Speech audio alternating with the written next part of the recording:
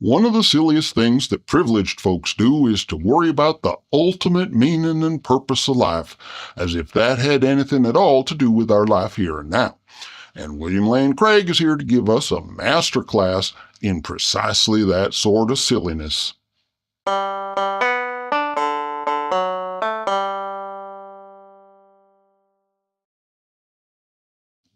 Hey there, folks. Bertram the Barely Bearable Atheist here, continuing our series on the book On Guard by William Lane Craig. We's in the middle of Chapter 2, which is one big argument from consequences fallacy, where Dr. Craig tries to smear atheism by making it sound like life is hopeless and intolerable if there ain't no God. He's just got done claiming that life ain't got no meaning nor value without God, and now he's going to try and argue that life ain't got no purpose neither, as if that was a bad thing. Quote, "If death stands with open arms at the end of life's trail, then what is the goal of life? Is it all for nothing? Is there no reason for life? And what of the universe? Is it utterly pointless? If its destiny is a cold grave in the recesses of outer space, then the answer must be yes, it is pointless." End quote. Okay, and what exactly does that have to do with the price of eggs? See, the fallacy that Dr. Craig is making here is called a fallacy of composition, and specifically a fallacy of division. In other words, thinking that whatever's true of the whole must necessarily also be true of each of its parts. If in the universe as a whole ain't got no particular point nor goal, then everything within the universe must also have no point nor goal. And the same with our individual lives. If in life as a whole ain't got no particular point nor goal, then nothing within our individual lives, supposedly, can have any particular point or goal. And we all know that's false. It's a fallacy. Whatever's going to happen in 10 to the power of 106 years from now, it ain't got nothing to do with us here today. All we got to worry about is the stuff that happens during our own mortal lifetimes. Dr. Craig is cranking up the poetic language to 11, trying to work us up into a feeling of despair about stuff that we ain't never going to experience. And frankly, what's the point? What does that have to do with the price of eggs? We has concerns and interests here and now that we can do something about. And that's way more important to us than some entropic principle that ain't going to kick in until 10 to the power of 106 years from now. So what's the point of getting ourselves all upset about the end of the universe? Well, obviously the point is to try and get us all so emotional that we can't think clearly about the claims he's making. His stated goal for this chapter is to convince us that we'd rather be dead than live in a universe that ain't got no God. And he can't do that with reason and evidence, so he's turning to fallacies and emotion instead. Quote, "And what of man? Is there no purpose at all for the human race? Or will it peter out someday, lost in the oblivion of an indifferent universe?" End quote. Well, according to the Bible, the purpose of most of the human race is to suffer the agony of hell for all eternity. So you'll pardon me if I suggest that maybe we's all better off without any such purpose. We all got purposes of our own, and we don't need nobody else's purpose to compete with ours. But Dr. Craig is trying to make it sound like not having some kind of extrinsic purpose imposed on us is a bad thing somehow. Quote, "What is true of mankind as a whole is true of each of us individually. We are here to no purpose. If there is no God, then your life is not qualitatively different from that of an animal." End quote. And notice he says we are here to no purpose and not we are bound to no purpose other than our own. The way he says it make it sound like we got nothing, but the fact is we got plenty and we don't need what he's trying to sell us. Think about a really big telescope. Telescopes is great for looking at things so far away that we ain't never actually going to get there. But the problem is, if we spends all of our time looking at stuff we's never going to get to, we's going to miss the stuff that's right here in front of us, just like telescopes blocks your view of your immediate surroundings. And that's what Dr. Craig is trying to get us to do here. He wants us to be so focused on stuff we ain't never going to get to that we miss the stuff that's right here in front of us. After all, that's what he does himself, which is why he can't see the secular everyday purpose that's all around us, whether or not we believe in any God. We already got all the purpose we need, and we don't need any God to give us any more. The problem ain't that our lives lack purpose. The problem is that we live in a society that ain't got the best interests of its citizens in mind. No matter how much us Americans likes to sing about land of the free and home of the brave, our freedoms has eroded to the point that a lot of us is economically trapped into underpaid jobs and saddled with unmanageable debt. And that ain't an accident. Our policies is set by powerful, wealthy individuals who profit off other folks' labor, and they've been rigging the system for years to benefit themselves at the expense of working class folks. And when you're trapped in a system that reduces you to some degree or other of virtual slavery, that's going to give rise to feelings of frustration and hopelessness that's going to make you ask what the purpose of it all is. And them's the feeling that Dr. Craig is trying to exploit right here. But God ain't going to be any help, because the real problem ain't that we lack divine purpose, it's that we lack economic justice. The folks that does all the work don't get the profits, because the profits is skimmed off and handed over to wealthy shareholders who use it to pay for lobbyists to pass laws that rig the system even more in favor of the wealthy elite. And not only is God going to fail to fix that problem, Christian apologists is going to defend it and try and distract us with all this talk about eternal life and divine purpose. And then they're going to pass the offering plate. Whether or not Dr. Craig is doing this intentionally, his emphasis on the hopelessness of mortal life and his insistence that the true meaning of life lies on the other side of the grave has the function of stifling any attempt to find meaning and purpose in the life we got right now, such as, for example, actually fighting for economic justice and putting an end to capitalist corruption so that folks don't have to go through life feeling frustrated and exploited and hopeless. By selling the idea that mortal life ain't supposed to have meaning and purpose on its own, Dr. Craig is conditioning folks to be docile sheep, submitting meekly to the demands of their corporate overlord no matter how abusive they become. He may not mean to be doing that, but that's what he's doing. And that's why there's a high correlation between healthy, secular, socialist societies and high rates of unbelief. In societies that don't foster an artificial sense of hopelessness and frustration, the apologist's promise of divine purpose ain't got as much appeal. When folks is free to pursue their own interests and achieve their own goal, they ain't going to be as interested in somebody imposing a foreign purpose onto their lives, so they ain't going to respond when apologist offers them one. And that means fewer folks converting to Christianity. And by the way, what even is this so-called purpose that Dr. Craig wants us to believe is missing from our lives? Well, once again, Dr. Craig claims it's something we can't have without God, but somehow he never actually tells us what it is. Quote, "But more than that, even if life did not end in death, without God, life would still be without purpose, for man and the universe would then be simply accidents of chance, thrust into existence for no reason." End quote. So basically, he's saying that without God, we're free to pursue our own interests and goals, and he's trying to make it sound like that's the most horrifying fate that anybody could imagine. Maybe even he would tell us what this awesome, essential purpose actually is. We might have some reason to think we want it, but he never does. It's like them old aftershave commercials. Can't get a date? Buy our new aftershave. You still won't get any dates, but at least we sold another bottle of aftershave. But maybe we can have a look and see if we can't figure out what this mysterious and supposedly life-changing purpose is supposed to be.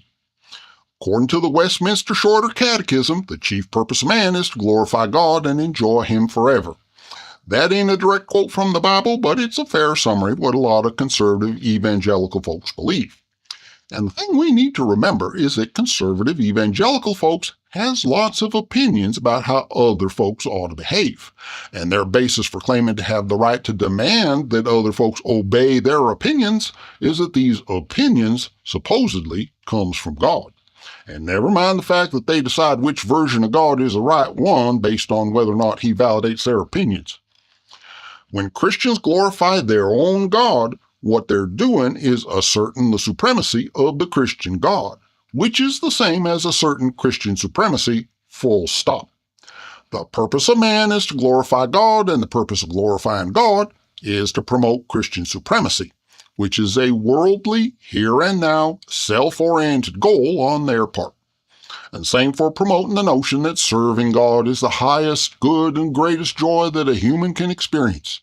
It's just more marketing hype aimed at declaring the supremacy of the Christian God, and thus Christian supremacy, full stop. It ain't ultimate purpose the way Dr. Craig's been trying to sell it. It's just thinly veiled self-promotion in an attempt to achieve social domination in the short term. But I digress. The main point is that after all this talk about life with God supposedly ain't got no meaning or value or purpose, turns out that Dr. Craig don't actually have any what he calls ultimate meaning, value, and purpose that any non-believer would have any interest in buying into.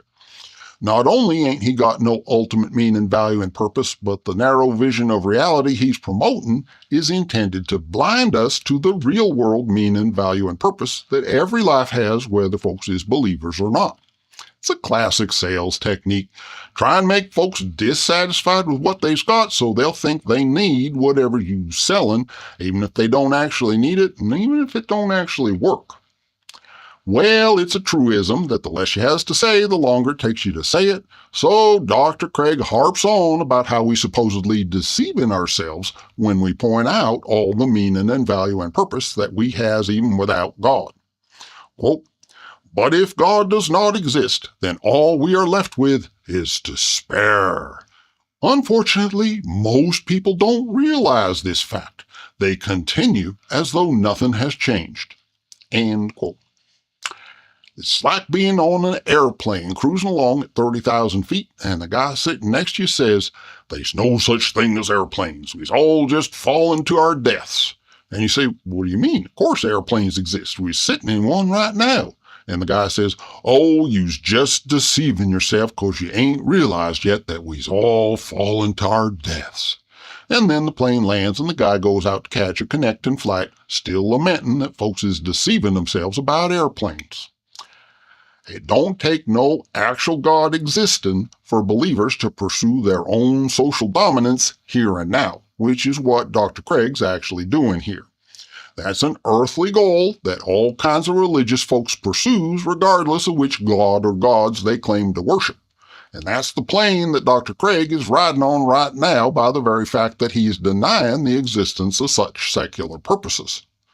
He quotes a long excerpt from the philosophy of Friedrich Nietzsche, telling the story of a madman complaining that we've murdered God and now what are we going to do? But Dr. Craig don't ask why Nietzsche portrayed this view as the rantings of a madman. He don't give any of the philosophical context for this story. Instead, he says this, quote, "Nietzsche predicted that someday modern man would realize the implications of atheism, and this realization would usher in an age of nihilism, the destruction of all meaning and value in life." End quote.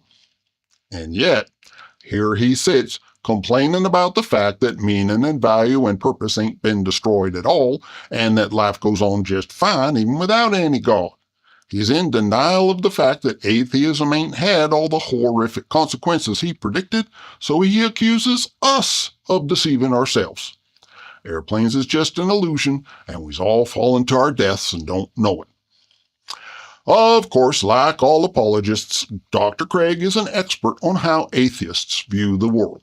Quote, "About the only solution the atheist can offer is that we face the absurdity of life and live bravely. Only by recognizing that the world really is a terrible place can we successfully come to terms with life. Camus said that we should honestly recognize life's absurdity and then live in love for one another." End quote. Dr. Craig is a highly intelligent and highly trained philosopher, and he's also a textbook case for why confirmation bias is a lousy guide to understanding what atheistic philosophers mean when they talk about life being absurd.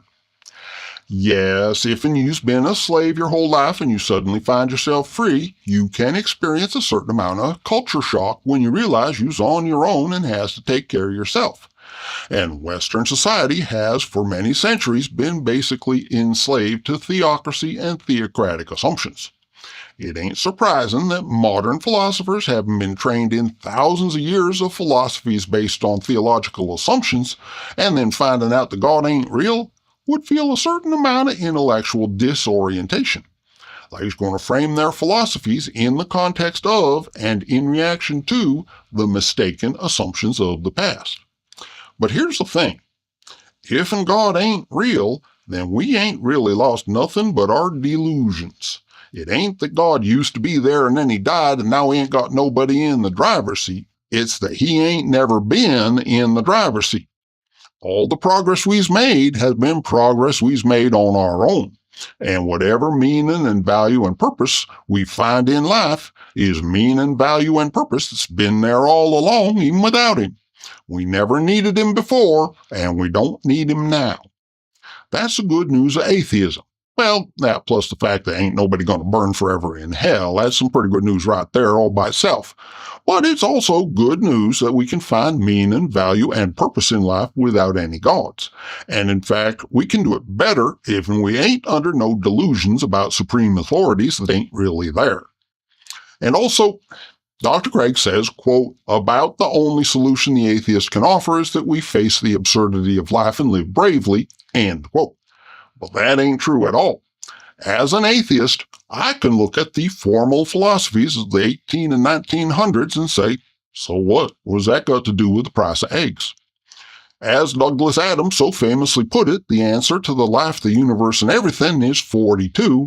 We're just asking the wrong question. And even though that's satire, it makes an important point. Stuff that happens after we's gone don't really matter, or at least not to us. What's important is the stuff that has an impact on our lives here and now. And philosophical speculation about the ultimate meaning of life, the universe, and everything ain't got nothing to do with the price of eggs. What does matter is the stuff that Dr. Craig says that Camus was talking about, accepting reality on its own terms and taking care of one another. That's what's going to affect life here and now in ways that you and I care about, so that's all that's truly important to us. But, of course, Dr. Craig ain't going to be happy with that approach. Quote, the fundamental problem with this solution, however, is that it's impossible to live consistently and happily within the framework of such a worldview. If you live consistently, you will not be happy, and if you live happily, it is only because you are not consistent. End quote. Dr. Craig calls this inconsistent because he superstitiously attributes the existence of meaning, value, and purpose to God, and therefore he assumes that if God does not exist, then meaning, value, and purpose can't exist neither. But that ain't an internal inconsistency with an atheistic worldview, because atheists ain't under no obligation to define meaning, value, and purpose in terms of some kind of ultimate divine agenda. My happy life as an atheist may be inconsistent with Dr. Craig's theistic worldview, but that don't make my life inconsistent with the worldview I actually hold. I got a worldview that don't require his God, and I'm living consistently with it, whether he likes it or not. And notice, in all this whole long discussion, he still ain't never explained what this supposed meaning, value, and purpose is that God supposedly provides and that atheists is missing. It's all by my aftershave because you ain't getting no dates, trying to sow acute emotional dissatisfaction in order to overcome our sales resistance. And even if we did buy what he's selling, it wouldn't help. Now, I ain't seen any Christian bookstores in a while, but back when they did exist, they used to have shelves full of books on how to find God's will for your life. God don't hand out meaning and value and purpose to believers on a magical silver platter. They has to find their own meaning and value and purpose the same way everybody else does, by setting their own goals and priorities based on real-world needs and resources in combination with their own personal ambitions and preferences. When it comes right down to it, the meaning and purpose that God supposedly gives to life is nothing more than the statement, God gives meaning and purpose to life. It's something Christians say to each other and to non-believers because that's what you're supposed to say. But when it comes to defining what exactly that meaning and purpose is supposed to consist of, either they won't be able to articulate it, or else they're going to give you some kind of secular meaning and purpose that they get the same ways as everybody else, apart from giving God the credit for it. And I'm sure there's more that could be said, but that's going to about do it for me for today.